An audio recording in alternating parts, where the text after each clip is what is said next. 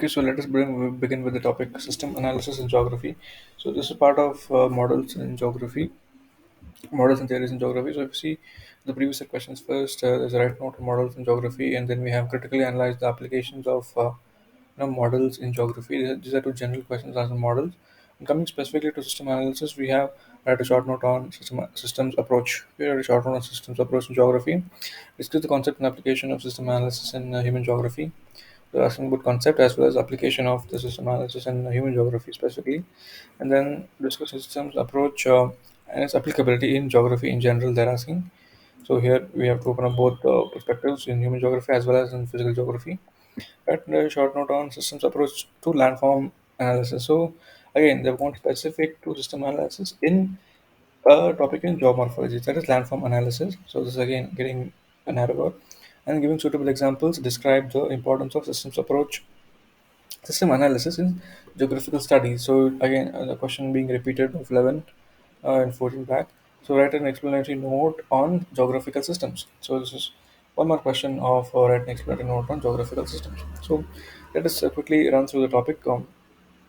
In short, so system analysis, as we know, system is what system is anything around us. So all around us, we find every phenomena, every event, is assigned to a system. For example, you have an economy as a system, you have a political system, you have environment as a system, you have ecology. So in all subjects, you have a system which is operating, be it capitalist system or anything. So system is the thing how thing is how things are organized in its own sphere, right? It's within, it is within the framework of the system that we are studying each and every component of the whole of the earth. The system's approach can be suggested as well as way or method of comprehending the world as a whole, right? So if you see in geography specifically, awareness towards the system using systems approach developed because of there was certain realization which happened in the geographical subject. Firstly, earth as a whole is made up of different areas and then regions and places, uh, besides having an individual significance. Also, part of a whole as part of a whole, right? So, apart from this, the whole which is considered by Ritter in his Ed Kunde and Humboldt in his Cosmos. So, this was a view, having took the geographers who saw every bits and pieces of geography, be it region level, be it place area, but also seeing it as a whole. So, be it Ritter's Erdkunde or Humboldt's Cosmos. Secondly, these parts or subparts are not only related with each other, they also form independent subsystems of their own, right? So, this is how they are seen as a whole. They're interrelated with each other and also independent subsystems on their own. They're independent as well as they're interrelated. This is about it. We come to definition of system. System is a functioning whole with various subsystems linked with each other.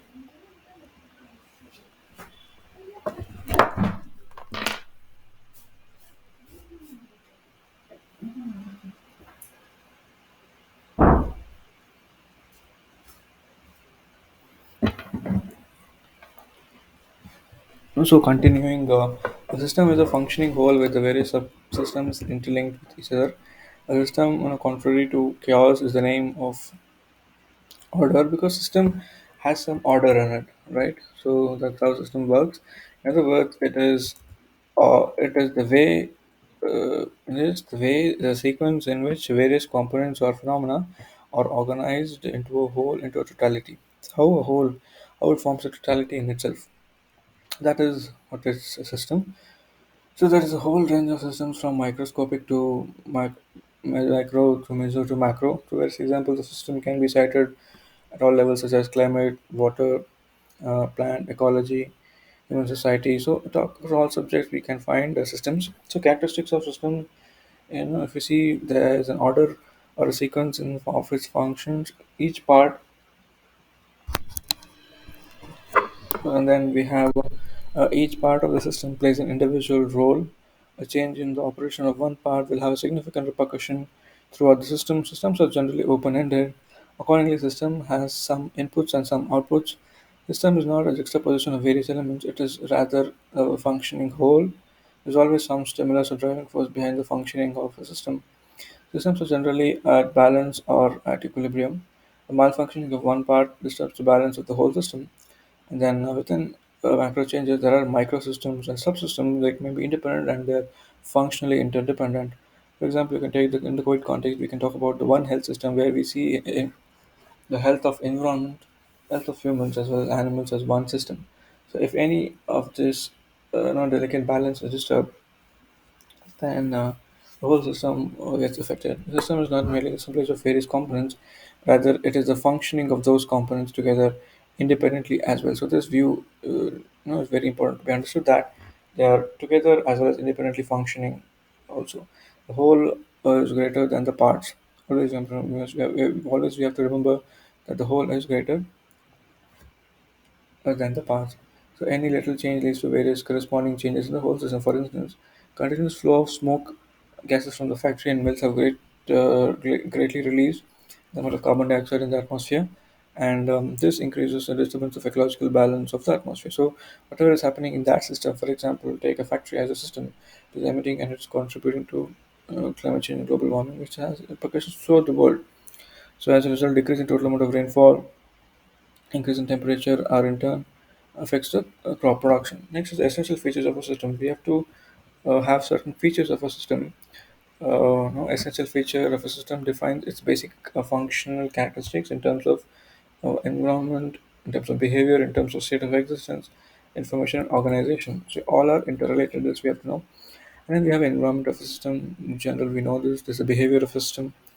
A particular way a system behaves, right? And then there is a input output response, and then there's a state of system. At what state the system is generally present. For example, it is therefore useful to differentiate between transient and transitional states and various types of equilibrium states. For example, if you see an equilibrium, it refers to a system that maintains some kind of balance instead of being transient or ever changing state. So this we must understand about state of equilibrium, that it is in a some kind of balance instead of being not transient or ever changing.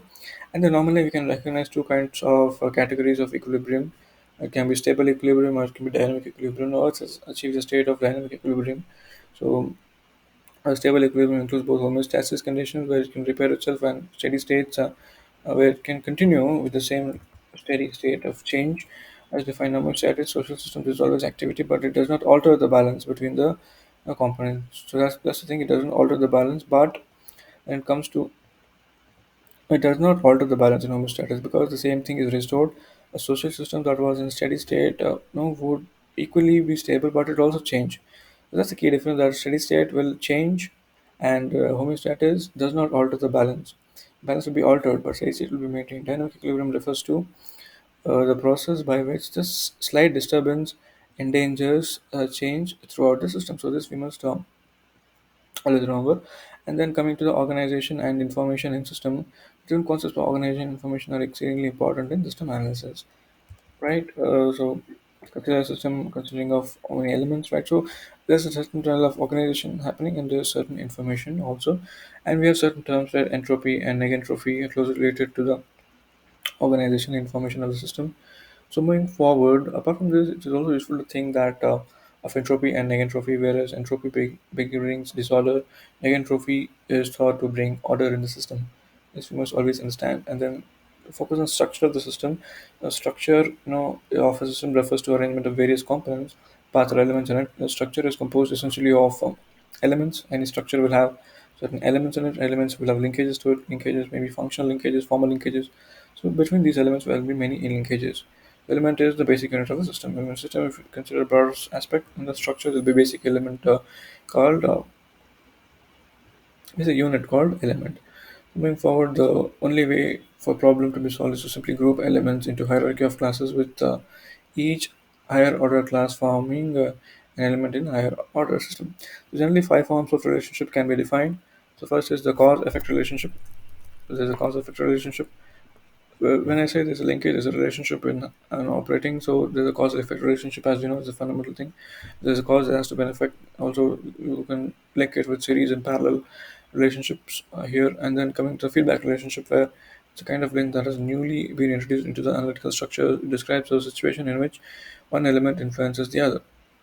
So this is about feedback system. So moving forward, there's a feedback relation, simple compound relationship where a set of components is affected by two ways, right? The two ways of feedback, and also that is by feedback. Two ways in sense. One is by feedback, another also because of the influences from other set of components. So this is about simple compound. This is also complex compound as a level. And when we come to the type of systems, there are various types of systems which we classify.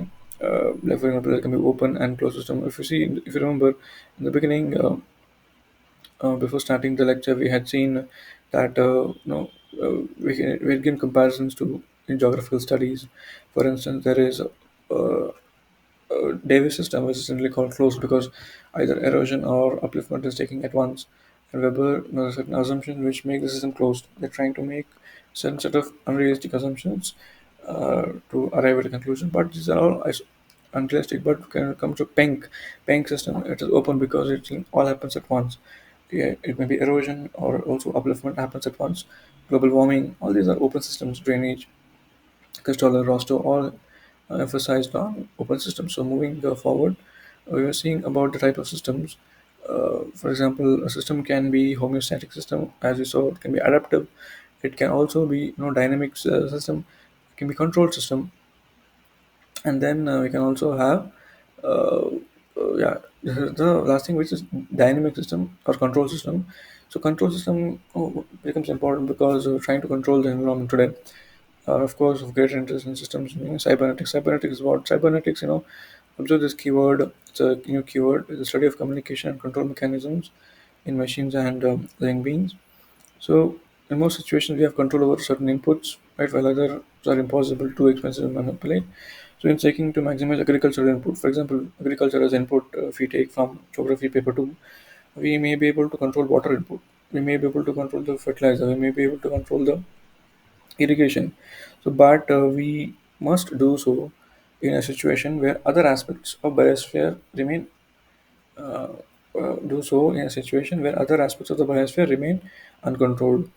So partial controlling systems are thus of greater interest. Thus, system analysis is capable of dealing with structural characteristics and behavior of a complex interacting phenomena, and systems concept therefore provides an appropriate conceptual framework for handling substantial geographical problems. In conclusion, it's worthwhile to stress that there is no single path to scientific understanding. All scientists search for order in the real world, whatever disciplinary perspective is in organizing search for this, the model building, a theory formation, and use of systems approach serve as important tools of explanation and cannot be dispensed with lightly. So this is a sort of conclusion about systems. But in geography, if you see, there are geographers which we ought to quote. One being the B.J.L. Berry, who cited cities as systems within cities of systems. He said cities as systems within the system of cities. And this is in the context of urban geography. And then Lon L. Von Bertalanffy, he said an outline of geographical system theory. This is how we borrowed the concept. And then R.J. Charley, talking about geography and general systems theory. R.J. Charley is trying to apply this to the geographical studies and other theories such as David Harvey, and then even the Richard R.D. Charley and Peter Haggard, they're trying to integrate models in geography. So this was a brief overview about systems analysis and how this is applicable in the field of geographical studies. Just for the sake of practice, let us quickly see one question. For example, if you see there are many stakeholders in the cities, how do cities work as complex systems? For example, there are many levels at which cities are operating as systems. As we saw in structure, the elements, linkages. In that sense, there are superlinear and sublinear effects of scale. There are network effects. For example, the density of connection, infrastructure, social, economic, all the connecting people and physical models of how cities grow. For example, Kirchhoff's law and researchers, how if you see in the city, the main stakeholders in the city, examples starting from political leaders, policymakers at the top, the transport planners, urban transport being very important, the transport managers, energy utility managers, uh, and then public safety manager, public health manager, health being a critical issue, and then environmental managers, economic development leaders, civic groups, open data, social scientists, urban systems analysis, architects, urban engineers, citizens. So all these are part of it. See, city as a basic definition, cities generally have a complex system. Right? Cities are very complex in the system. For example, of complex systems of multiple subunits, for example, sanitation, maybe utilities, land usage, housing, transportation, but all these are connected in one two sense, as we can always assume.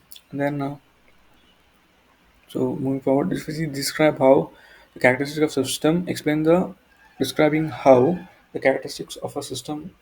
Okay, describe how the characteristics of system explain the application of the concept into geography. So we're trying to explain the questions of UPSC where the characteristics of system, as we saw earlier, is being applied to the concept of geography. So a system is a set of components which are elements, we can say components which are interrelated and they form a unified whole, right? So this is how the system works. And then yeah, and then just continuing here. The aim of the system analysis is to study the individual organism as a system of multifarious associated parts to understand the laws govern the life of the organism. Idea is to extend to non-biological systems in geography. So, in general, we know biology is a system. That was where the topic of systems analysis was introduced. But the idea is to extend non-biological systems as well. In geography, this approach has come as a result of acceptance in quantitative methods. So, systems analysis is closely linked to the quantitative methods. So, the quantitative revolution, which happened in the 1950s, the growing multidisciplinary research attempts to investigate more complex phenomena and development of computer technology. The common characteristics of system are summarized as below. So, we have seen the characteristics of a system. The systems have, all systems have some structure or organization. This we know. For example, ecosystem, maybe economic system. So they have some structure, also have some particular way of organizing. Take for example, capitalistic system or communist system. They have certain way of organization. They also, to some extent, have some generalization, abstractions, idealizations of the real world. Right. So there's some generalizations happening here. The abstractions in the real world. For example, caste, society. We try to generalize certain things, and then they all function as well as in some way. They all function in some way. Definitely, a system has to function in some way. That's how it's meant to operate. Some uh, there's certain ways in which the system is meant to operate.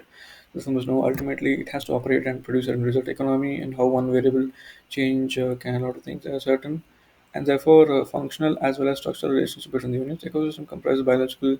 A typical example is the biogeochemical cycle, the gaseous cycles. All these forms are part of system. Functional implies the flow and transfer of some material. Also, flow and transfer of material is taking place. For example, ecosystem, right? And then function requires a prerequisite presence of some driving force. Presence of driving force, or for example, ecosystem denudation system. All systems show a degree of integration, economic, social, etc. So these are about a system. Okay, so let me end here.